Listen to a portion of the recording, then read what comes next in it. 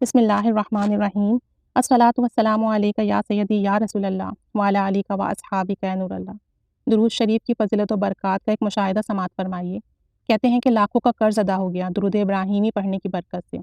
مہروز سجاد لاہور سے ہیں اور اپنا مشاہدہ شیئر کرتی ہیں اور یہ کہتی ہیں کہ درود ابراہیمی کی برکت سے میں نے اپنی زندگی میں لاتعداد معجزے ہوتے دیکھے ہیں، اتنی برکات دیکھی ہیں جو بیان سے باہر ہیں، اور اب تو درود ابراہیمی آپ سمجھ لیں کہ میری جان بن گیا ہے، میری روح کا حصہ بن چکا ہے۔ مجھے درود ابراہیمی پڑھ کر جو سکون میسر آتا ہے وہ کسی دوسری شے میں نہیں ملتا۔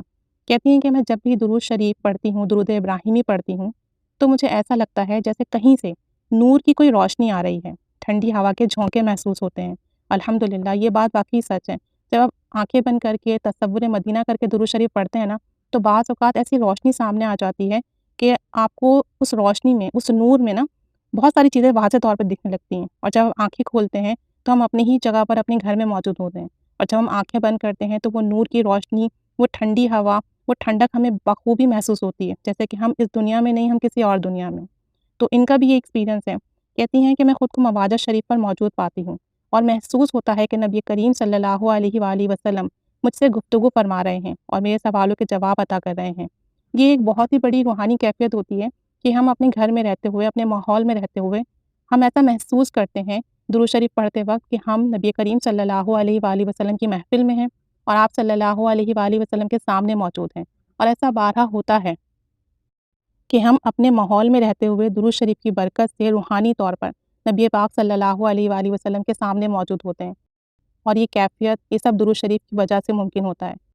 تو مزید یہ بتاتی ہیں کہ سن 2020 تو مزید یہ کہتی ہیں کہ 2020 یا 2021 میں مجھ پر کافی قرضہ چڑھ گیا، لاکھوں کے قریب مجھ پر قرضہ ہو گیا، اور اس وجہ سے میں بہت ذہنی ڈپریشن کا شکار ہو گئی، ذہنی طور پر ڈسٹرب رہنے لگی، ڈپریشن میں چلی گئی۔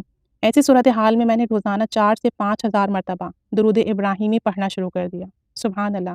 جبکہ درود ابراہیمی ایک بڑا درود شریف ہے، اتنے تعداد میں پڑھنا مشکل ہوتا ہے، لیکن پھر بھی ان کی شوق، لگن، محبت کہ انہوں نے 4 سے 5 ہزار مرتبہ روزانہ درود ابراہیمی پڑھنا شروع کر دیا۔ کہتی ہیں جس کی برکت یہ ظاہر ہوئی کہ اللہ تعالیٰ نے غیب سے قرض کی ادائیگی کے اسباب بنا دیے، اور ایسے اسباب جو کہ میرے وہم و گمان میں بھی نہ تھے۔ درود ابراہیمی کی جتنی بھی برکت اور کرامات بتائی جائیں وہ کم ہیں۔